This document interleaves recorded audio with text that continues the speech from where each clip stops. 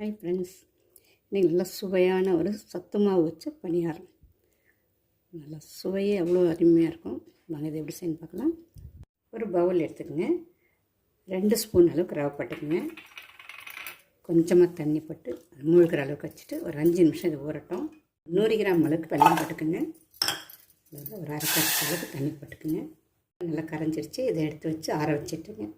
இப்போ இந்த 1 கப் சத்து மாவு வந்து இந்த ரவையில் போட்டுடுங்க.